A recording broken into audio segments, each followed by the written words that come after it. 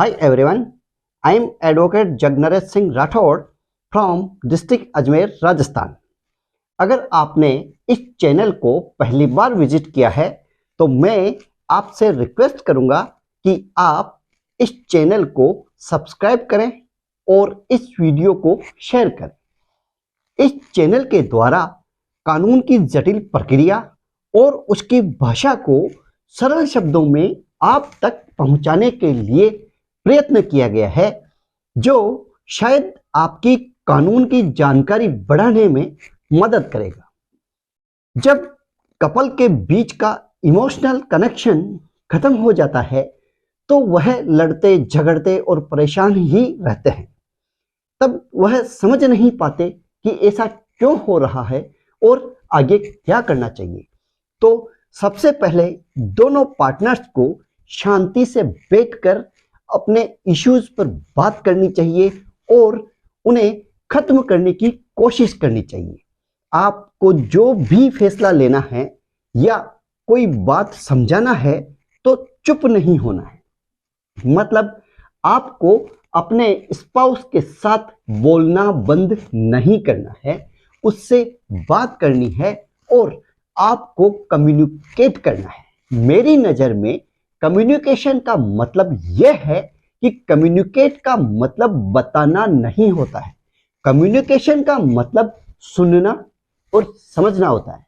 सुनना समझने की नीयत से होना चाहिए। और वहां पर मैं आपको बताना चाहता हूं कि पति व पत्नी के रिश्ते को किस प्रकार इंप्रूव किया जा सकता है, उससे संबंधित इसी चैनल पर मेरा वीडियो है, जिसे आप तसल्ली से देखोगे तो आपके रिलेशन में बहुत अच्छे स्तर तक सुधार किया जा सकता है। लेकिन अगर फिर भी उन्हें लगे कि यह शादी आगे नहीं निभाई जा सकती है तो कपल डिवोर्स की तरफ आगे बढ़ सकते हैं। भारत में डिवोर्स लेने के मुख्य दो ही तरीके हैं। पहला, आपसी सहमति से, जिसे दोनों पार्टनर अपनी मर्जी से एक दूसरे से डिवोर्स लेते हैं, और दूसरा कंसेंटेड डिवोर्स, जिसमें एक पार्टनर कोर्ट में साबित करता है कि अपने पार्टनर के साथ रहना उसके लिए सेफ नहीं है। इसे कई आधारों पर प्रूफ किया जाता है जिन पर डिवोर्स लिया जा सकता है। किसी भी तरीके से डिवोर्स लेने के लिए सबसे पहले कपल को कोर्ट में पिटीशन फाइल करनी होती है। इसके बाद आगे की प्रोसीडिंग होने पर डिवोर्स की डिग्री मिलती है। डिवोर्स लेने के लिए कपल को कम से कम 12 महीने के लिए एक दूसरे से शारीरिक रूप से और शादी खत्म करने के इरादे से अलग रहना होगा। यह मुख्य शर्त है। ज्यादातर केसेस में लोग अलग होने के कुछ ही समय बाद, मतलब 12 महीने पूरे होने से पहले ही कोर्ट में डिवोर्स की प्रोसीडिंग शुरू कर देते हैं। लेकिन आमतौर पर 1 साल से पहले डिवोर्स की डिग्री जारी नहीं होती है। अगर कपल 12 मंथ तक अलग रहते हैं तो कोर्ट एक्सेप्ट कर लेती है कि कपल की शादी टूट गई है और उन्हें आपसी सहमति से डिवोर्स दे दिया जाता है। हालांकि डिवोर्स लेने के और भी कई आधार हैं, लेकिन यह सबसे कॉमन और आसान आधार है, क्योंकि इसके लिए बहुत कम प्रूफ की जरूरत पड़ती है और इसके विरोध की भी बहुत कम संभावना होती है। अगर शादी टूटने का कोई वैलिड रीजन है, उदाहरण के लिए जैसे एडल्ट्री, भावनात्मक या शारीरिक हिंसा और या क्रूरता, पार्टनर की मानसिक हालत सही नहीं होना, इत्यादि इत्यादि, इन सिचुएशंस में कोर्ट 12 मंथ से पहले ही कपल का डिवोर्स अप्रूव कर सकती है, बशर्ते डिवोर्स फाइल करने वाले पार्टनर को यह साबित करना होगा कि उसका अपने पार्टनर के साथ रहना सेफ नहीं है। तो इस आधार पर उसे अपने पार्टनर से कंसेंटेड डिवोर्स मिल सकता है। कंसेंटेड डिवोर्स में अपने आप को अपने पार्टनर से शारीरिक, मानसिक या भावनात्मक रूप से असुरक्षित साबित करने के लिए बहुत सबूत दिखाने की जरूरत होती है। जब एक हस्बैंड और वाइफ मर्जी से अपनी शादी को खत्म करते हैं तो वह म्यूचुअल कंसेंट डिवोर्स या आपसी सहमति से डिवोर्स होता है। यह दोनों पार्टनर्स की सहमति से लिया हुआ एक फैसला होता है, इसलिए इसका प्रोसेस अन्य तरीकों के मुकाबले थोड़ा आसान होता है। आइए जानते हैं कि आपसी सहमति से डिवोर्स लेने का प्रोसेस क्या है। आपसी सहमति से डिवोर्स लेने के लिए कपल को फैमिली कोर्ट में एक पिटीशन फाइल करनी होती है। आपसी डिवोर्स लेने का कॉमन आधार है कि आपसी लड़ाइयों की वजह से कपल 1 साल से ज्यादा समय से अलग रह रहे हैं और जब कपल को लगता है कि वे एक दूसरे के साथ और नहीं रह सकते, इसलिए वह एक दूसरे से कानूनी रूप से अलग होने के लिए अपने डिवोर्स पर अपनी सहमति दे रहे हैं। पिटीशन फाइल करने पर हियरिंग की जो तारीख मिलती है, कोर्ट की जो सुनवाई की तारीख मिलती है, उस तारीख पर दोनों पार्टनर्स को वकील के साथ फैमिली कोर्ट में पेश होना होता है। कोर्ट पिटीशन और उपलब्ध कराए सबूतों को चेक करके कपल की सुलह कराने की कोशिश करती है। अगर सुलह पॉसिबल नहीं है तो डिवोर्स का प्रोसेस जारी रहता है। इसके बाद कोर्ट शपथ पत्र पर दोनों पार्टनर्स के बयान दर्ज कराने का आदेश देती है। जब कपल की तरफ से गुजारा भत्ता, बच्चे की कस्टडी या प्रॉपर्टी के बंटवारे आदि से रिलेटेड किसी प्रकार का मतभेद नहीं रहता है तो डिवोर्स का प्रोसेस फाइनल स्टेज पर पहुंच जाता है। फिर कोर्ट डिवोर्स की डिग्री जारी कर देती है। यह डिग्री इस बात का कानूनी प्रूफ है कि कपल की शादी खत्म हो गई है, समाप्त हो गई है लीगल रूप से।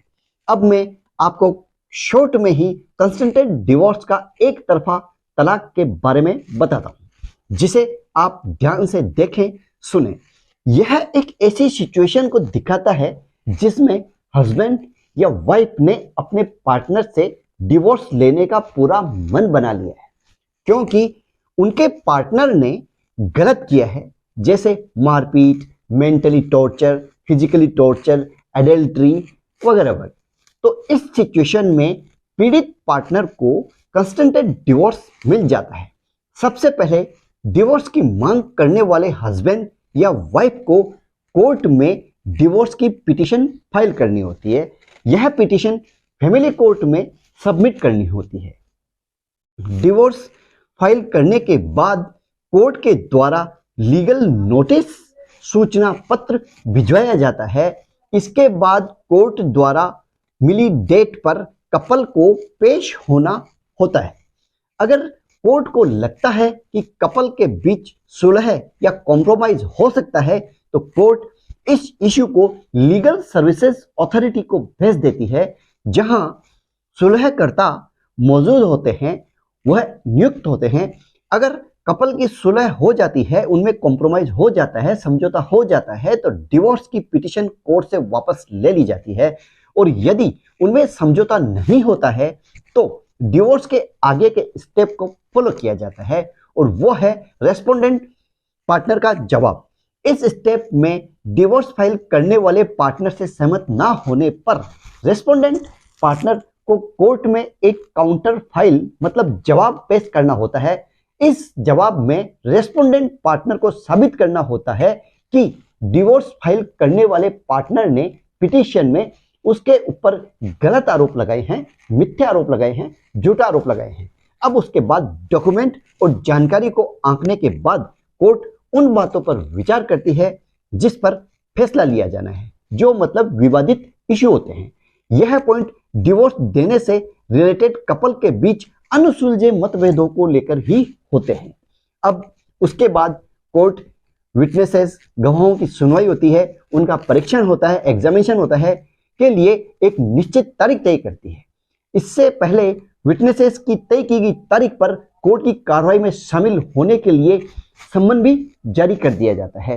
इस स्टेप में क्रॉस एग्जामिनेशन, अंतिम सुनवाई मतलब फाइनल आर्गुमेंट आदि भी शामिल होते हैं, या और भी जो कार्रवाई होती है वो निपटने के बाद अब उसके बाद उपलब्ध कराए गए सभी आर्गुमेंट्स, एविडेंस और सबूतों के आधार पर निष्कर्ष निकालने के बाद कोर्ट आदेश सुनाती है। आदेश में डिवोर्स देने या इनकार करने की डिग्री करती है।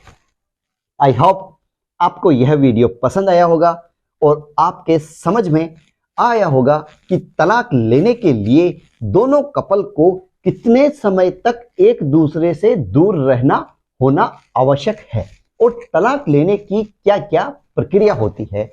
एनी फॉर द क्वेश्चन आप कमेंट्स बॉक्स में डालिए, मैं मेरी टीम मेंबर्स आपको रिप्लाई जरूर करेंगे। किसी भी और कानून की जानकारी आप जानना चाहते हैं या आप समझना चाहते हैं तो कमेंट्स बॉक्स में पूछिए और हमें बताते रहिए कि आपको हमारा ये प्रयास कैसा लग रहा है, क्योंकि आपके कमेंट्स मुझे व मेरी टीम को इंस्पायर करते हैं नए वीडियोस बनाने के लिए, मोटिवेट भी करते हैं। We are always with you, ahead of you in the fight for the protection of your right. हम आपके अधिकारों की सुरक्षा की लड़ाई में हमेशा आपके साथ हैं, आपके आगे हैं। जय हिंद, जय भारत।